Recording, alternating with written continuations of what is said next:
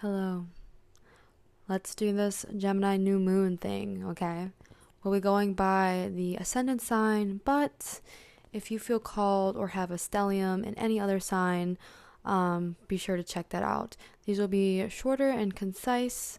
They're different than personal readings, but hopefully just enough to get you started and to feel supported. We'll start with Aries and go down through the signs into Pisces. Where is Gemini happening in your chart? And how may it be affecting you? Again, these are general readings for a high collective volume. If you're looking to go deeper, feel deeper, think deeper, and activate your consciousness in a way that is profound, then maybe you want to work with me. Otherwise, enjoy. Let's start with Aries. Aries ascendant or rising. Hello, hello, hello. Gemini is in your third house. It's time to speak. It's time to talk. It's time to communicate. There is so much benevolent energy for you to get things rolling by making connections. Connections, right? This is totally the saying, your net worth is your network. You have a moment right now to communicate with siblings, maybe even set new intentions for a new car. I would even say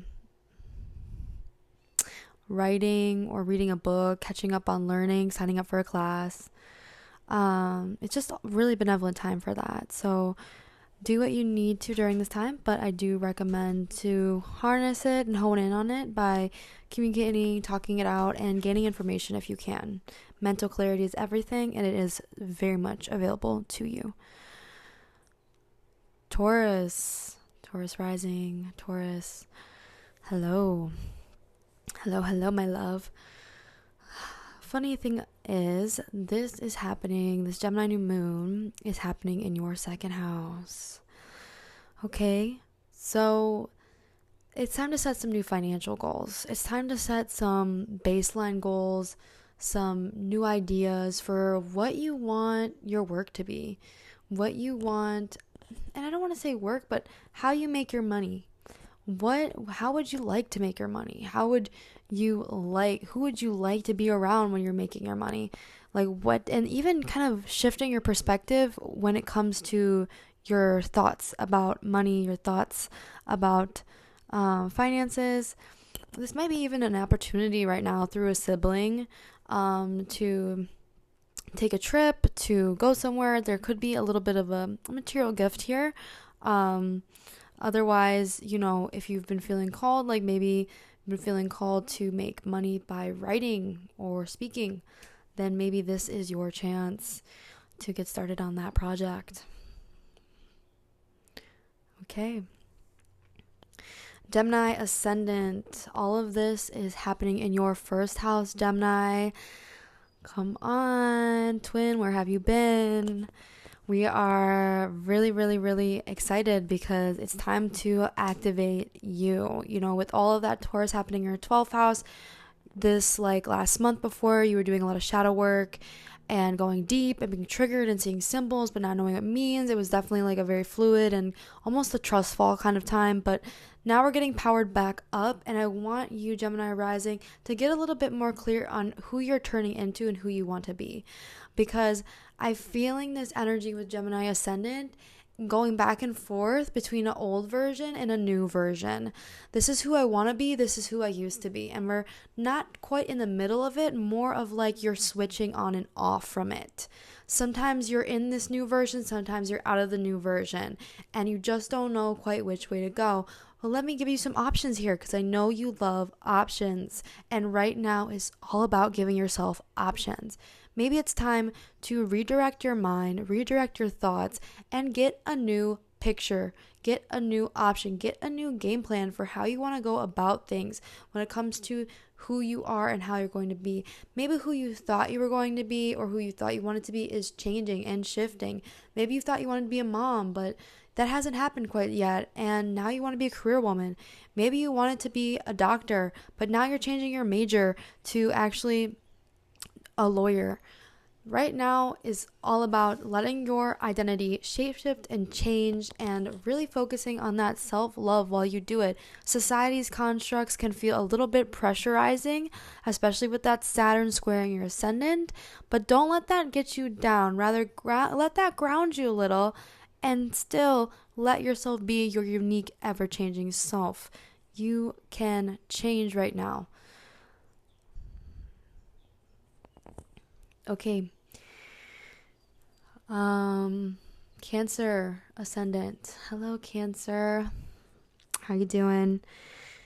Hey, baby. My love. Cancer, you're going through a 12th house transit, and it feels a little whimsical. It feels a little detached. It's different than what you may be used to. There's some things in the air that you can't quite put your finger on, but you know your soul is needing change. And what you're needing is a spiritual change, a change in your philosophy, a change in your relationship to life and death itself.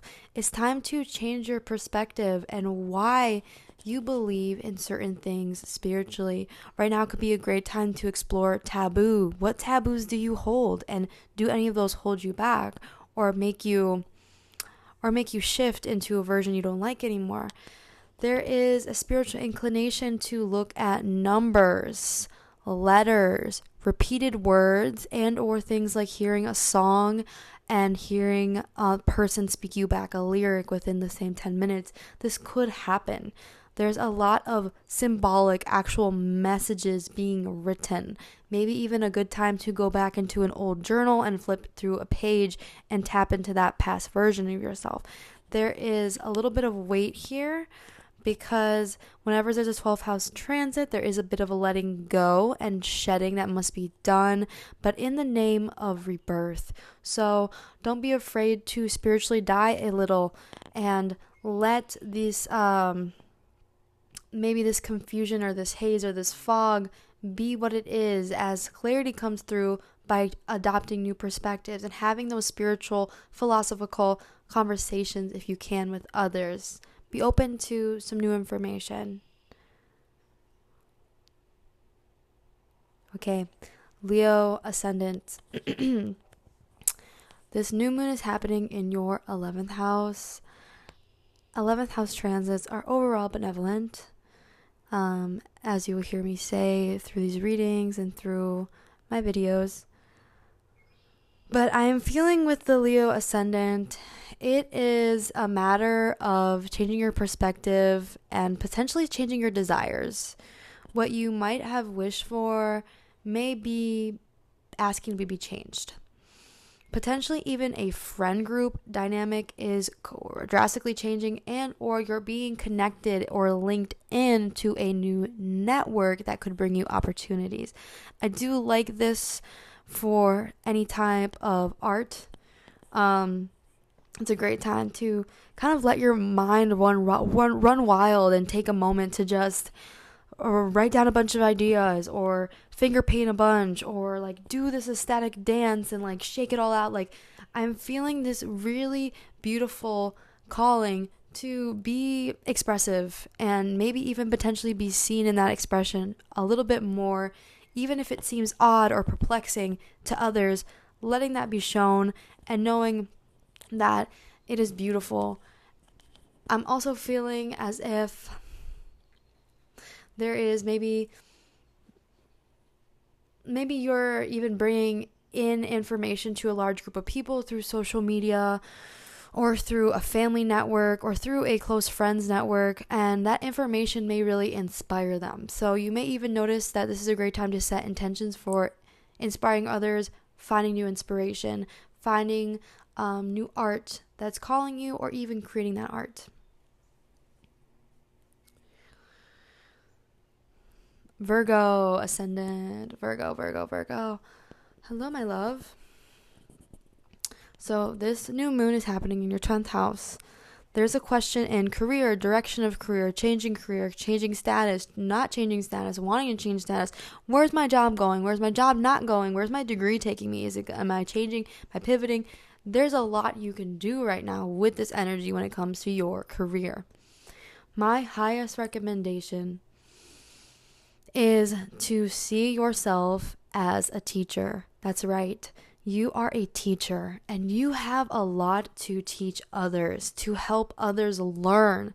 Whether you're an actual teacher or you're aspiring to be some kind of professor, yoga teacher, and even if, for example, you're not a teacher, say you're a dental hygienist, you can still be there teaching people through your touch how to be gentle, through the way you treat them how to be kind. Your embodiment and how you show up in this world publicly is a teaching, and that might feel like a heavy responsibility. Like, really? People are looking at me to teach them things? Yes, they are. So set some intentions for what are you teaching others through your actions and through what you're doing, and even more, what have you learned and what are you craving to learn more? That's a Virgo. Libra ascendant.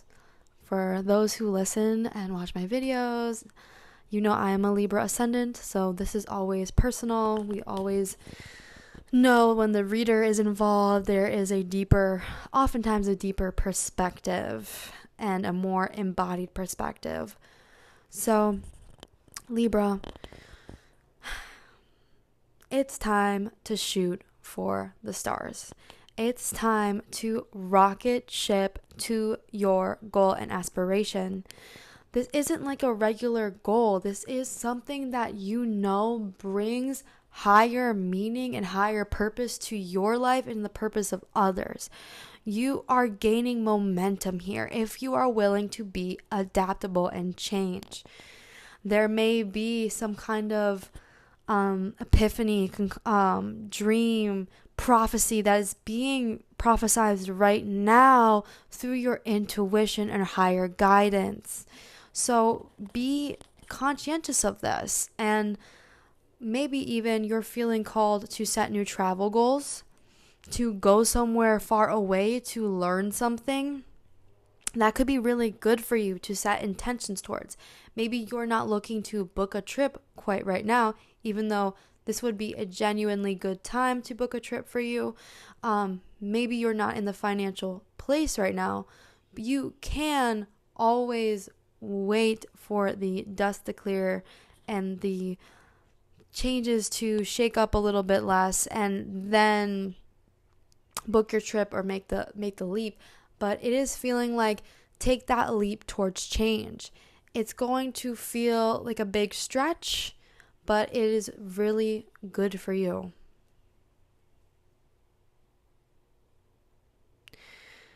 Okay, going to my Scorpio.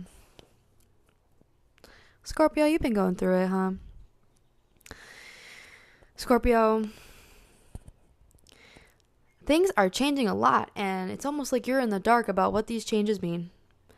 It is almost like you thought everything was stable and everything was how you wanted it to go, and it's just not going that way, and it's feeling a little bit sticky. It's feeling like, who are these people? Who are they? Who can I trust? I don't know what's in here. It's almost like Pandora's box. You're in Pandora's box. It hasn't opened up yet for you to escape because you kind of want to escape. It's like a puzzle or a quiz, a pop quiz. Like, what's going on?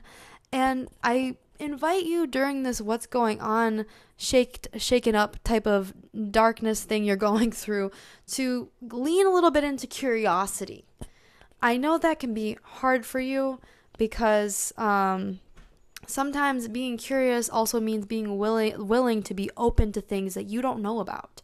And I'm not saying you think you know everything, but I think you do know what keeps you safe and what keeps you protected.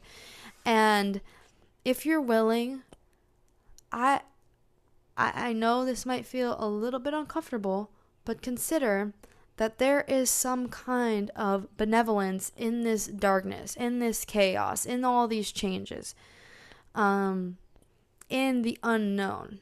So take that as you will, and I'm sending you a big hug and some strength because I know it's not very comfortable, but you're going to make it through this and learn so much once you let the puzzle piece by piece come together. Be curious.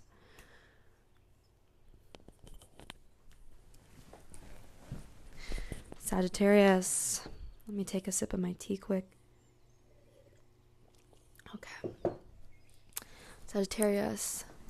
This is happening in your 7th house. And so relationships are on your mind. Your future relationship, maybe your friends' relationships, maybe your parents' relationship, like relationships. How do relationships work? What do they mean? Like, can they change? This is the way I want it to be, but I also want this in my relationship. But I'd also like my partner to be this. And I want to let you know right now is a great time to not box your partner in. If you are in a relationship right now, Sagittarius, let your partner surprise you a little. Let your partner be their weird, complex self. Don't box them in to a version of who you want them to be just because that's what makes you feel mentally the best. I think it's good to have somebody that's perplexing you, that makes you curious. And remember, you like to be free and curious yourself. So give that back. Reciprocate this openness for freedom and curiosity within your partner as you would like it within yourself. It's a really beautiful thing. It's also a really great time to be a little bit curious about what your partner believes in and what they think and why they think that way. I mean, maybe it's time to get the coffee pot out and sit on the couch and maybe play a card game and have some conversations. Like, this is a great time to play games with your partner, to play question games, to play truth or dare, to learn information in a playful way with them. This is how you use this energy, Sag. Otherwise, I'm hoping you're feeling some love in the air. If you're single right now, or if you're in a gray area of what is this relationship, I hope that you can feel the nuance of the ever-changingness and be playful with it. Never put yourself in danger. I would never encourage exploring something that is dangerous or puts yourself at risk.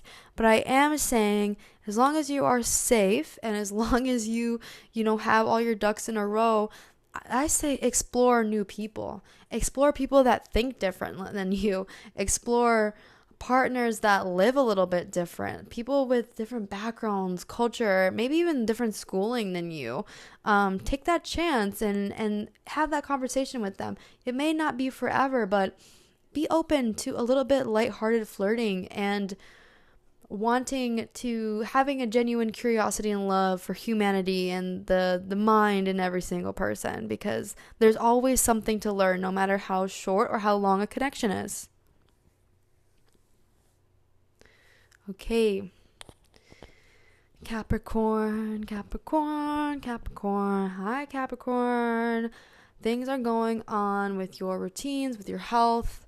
You may have noticed that maybe certain foods that used to be good for you or used to like, you don't like anymore.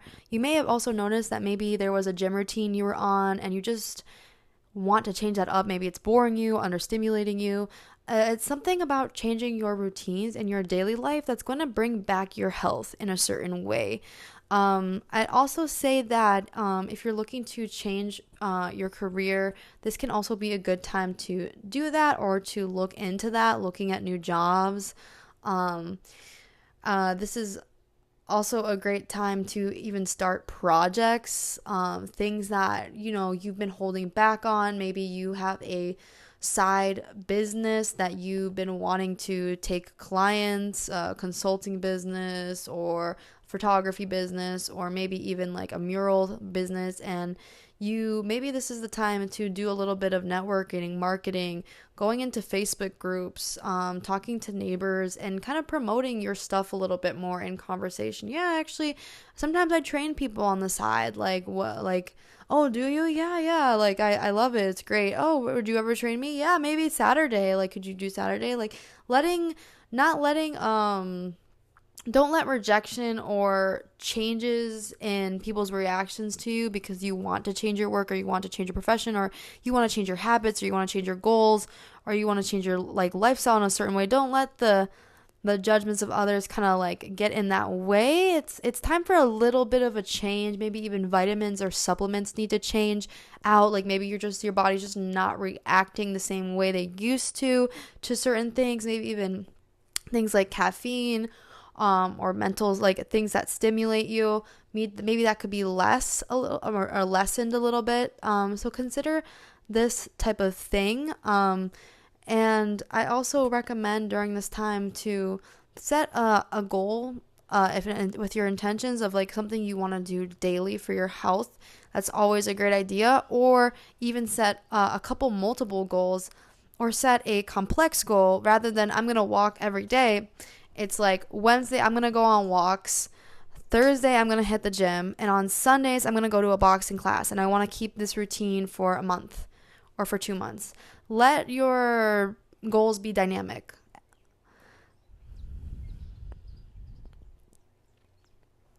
Okay. Hello, Aquarius. Hello, hello, hello.